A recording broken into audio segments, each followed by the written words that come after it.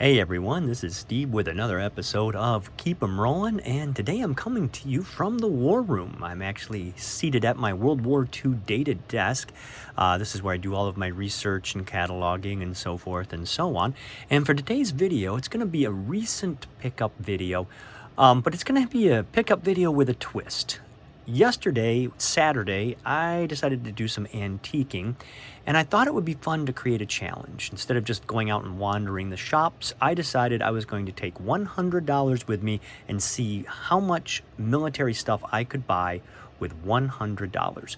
But another catch to this would be the items had to fit within my collection. In other words, I couldn't just walk in and just buy military stuff simply because it was there. I've reached a point in my collection where I'm pretty saturated, so whenever I buy something, there has to be a reason for me to buy it. So I just kind of threw that on there as an extra challenge, if you will. So the challenge was, how much could I find for $100, and how would it fit into my collection? So I actually managed to find some really great stuff. The first item that I picked up is this little beauty right here. And you can barely make out the India on here, and then there's a Burma over here. It's etched into the cover of this. It's just so shiny the camera will not pick it up, but in person it's beautiful. In fact, there are different cities on here and so forth and so on.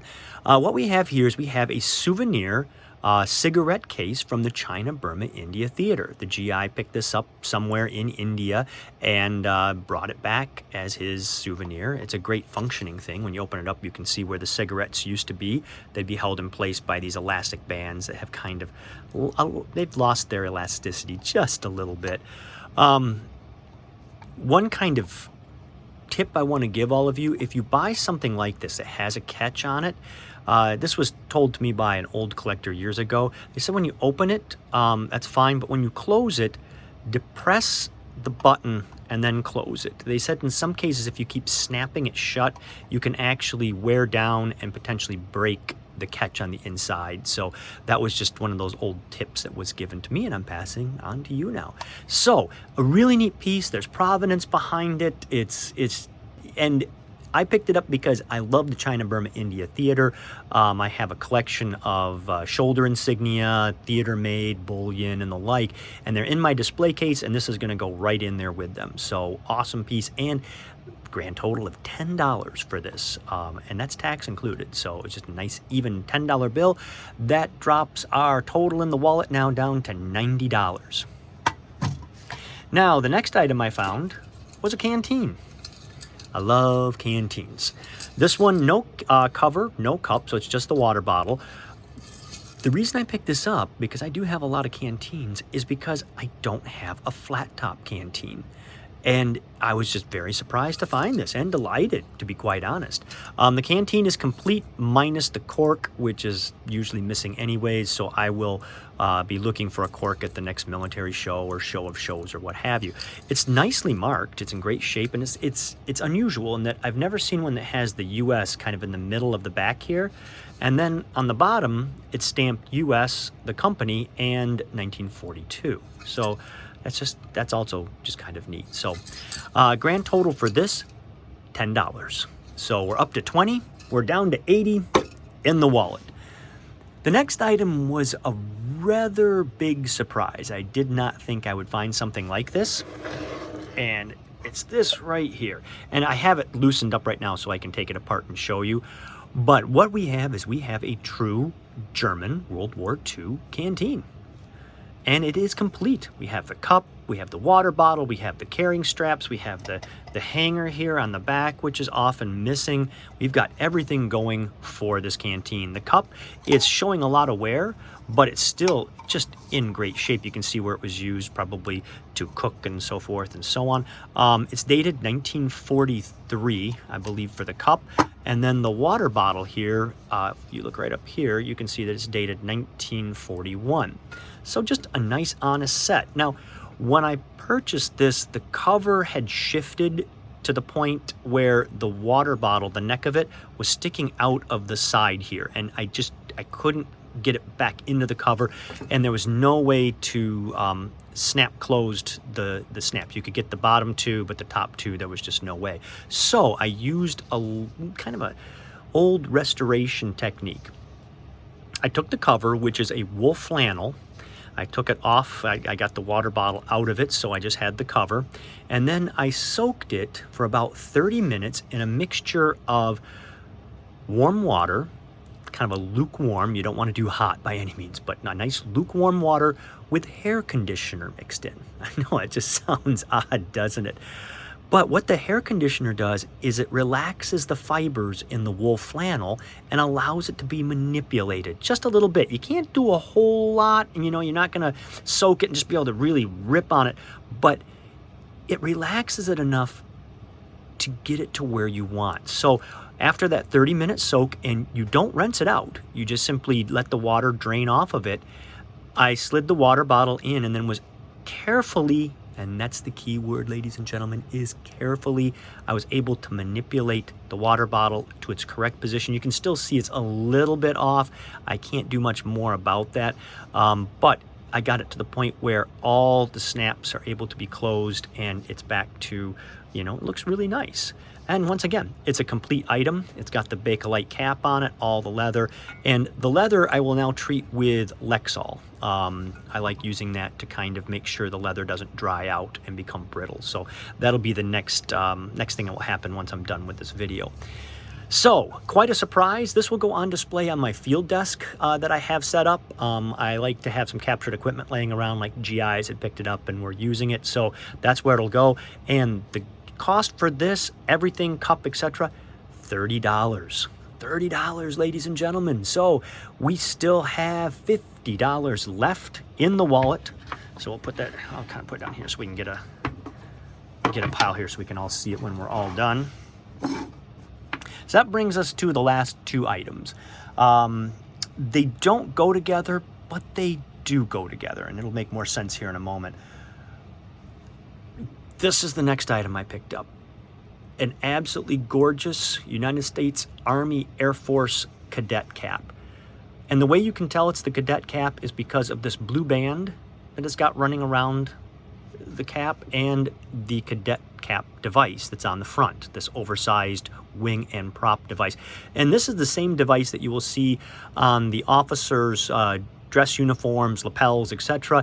This is the same device that you see reflected on the enlisted man's collar brass for the United States Army Air Force. So it's kind of that universal symbol. Now, this hat's pretty cool because it serves two purposes. The Army, being in war and being frugal and wanting to get away with superfluous items and so forth, they decided to do away with the cadet cap. It was an actually separate cap that you would wear. And they went to this, where you could then convert this cap. And what would happen is once you graduated and received your commission, you would simply remove this band. It just slides right off the cap, and underneath is the officer mohair band. And you would remove this device, and you could do with it as you saw fit. Give it away to a friend, a girlfriend, family, send it home to your souvenir box, whatever. Same with the band. And then you would put the eagle device on the front, and by doing so, you would have your first officer visor cap that you would wear as a newly commissioned officer in the United States Army Air Force. So it was a good way of saving war material instead of having a whole separate cap. Now, the device on the front told everybody that you were a cadet. So when you were on base, they would see that and know that you were a cadet. The blue band did the same. And you may ask, why have that on there? I mean, you have this big device that's pretty obvious. But if you approached someone from the rear and they were wearing this cap, you knew right away, because it looks like an officer's cap, seeing that blue band, that they weren't an officer. So it's a bit of a giveaway. It's a nice cap. It's in really good shape. There's a little bit of marking up here, and there's a few little spots. Inside is absolutely gorgeous. Just a nice hat. And if you're someone who's a big fan of the United States Army Air Force during World War II, or if you're a big headgear collector, I would strongly recommend looking for one of these. Now, to buy one, I would recommend you find one that's complete with device and, more importantly, this blue band. These are hard to find. They are not out there in the wild. I've never seen a loose band. So you're going to want to try and find the cap complete. If you had the band and you were missing the device, these are fairly easy to find. But that band, man, I'm telling you right now. Now, some people have tried to create cadet caps, and the way they do it is they take a low-end United States Army officer's cap, and they take off the eagle and they put on one of these to try and get a little bit more money for it. Yeah, if it doesn't have the blue band, I would stay away from it. There's one other surefire way to tell if you have a cadet cap, and that is on the inside here, this leather sweatband. If you peel this leather sweatband back very carefully, if it's a cadet cap, it'll actually have a quartermaster stamp in here. For this cap, it's stamped right here on the inside of this band. I'm not going to pull it back because the thread that holds these on doesn't like a lot of movement, okay? And you eventually will start to pop stitches if you do that. Inside here, there's a stamp. It says something like cadet service cap, quartermaster number, etc. And then the date. This one's dated 1942. So that's a good way of knowing if this is a cadet cap or not a cadet cap. If you're going to check that, and I stress this wholeheartedly, do not pick one of these up off a sale table and just start bending back this band. If you do that, you are going to catch the anger of the dealer. At the very least, at the very worst, you're going to pop the stitches in here and ruin that band, because sometimes when they start to go, they just right out. And you'll have bought yourself a cap, whether you wanted it or not. So if you're going to want to look for that stamp, be very polite and say, do you mind if I, flip the band down? If they say no, they say no. And then it's up to you to decide if you want to buy the cap or not. This example, I was very surprised. I mean, it is absolutely just in beautiful condition. You can see underside here how nice it is and just very unworn. The price for this, $40. So we are still within our $100 mark by $10. And we've picked up some nice things for the collection. This one right here is going to go into my cap display. I have a whole bunch of United States Army Air Force variations of caps and so forth and so on, and that's where this one's going to go. Now, the last item I picked up, it doesn't go with the cap, so it's not a grouping, but it was cool because of what it is. It's a nice framed photo of a young cadet wearing the cap. It's not the cap, but it is a cadet cap. So you can see it right there. And he's just wearing the khaki shirt and tie. He's got the US on his collar, and then he's got the wing and prop on the other collar. And just a nice picture. I really like it. I like the content of it. And it was kind of fun because it goes with the cap. It doesn't go with the cap, but you know what I mean. Price for the picture, $5. So for our trip to the antique shops, etc., our antiquing four-way, we were able to pick up all of these items: cap, German canteen, nice US canteen, cigarette case, and photograph, for a grand total of $95. And more importantly, that left $5 for me to go to McDonald's and get my lunch. So it was a perfect day all around. And that brings us to the end of this episode. Just one bit of kind of channel update. The next video that I'm shooting is actually going to be a grouping that's been in my possession for a while. It's a fantastic grouping. I'm going to pull it out of the archives, if you will, and I think you'll all enjoy it. It was actually something that somebody saw in my room tour video, which we're gonna have to do another room tour video because things have changed a lot since that was shot.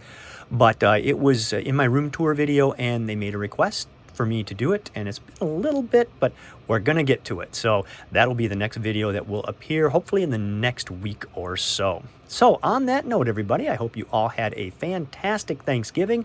For those of you who have stuck with this, watching this, and have stuck with me, thank you. For those new subscribers, welcome. I hope you enjoy watching these videos as much as I do shooting them. So on that note, this is Steve reminding all of you to keep 'em rolling.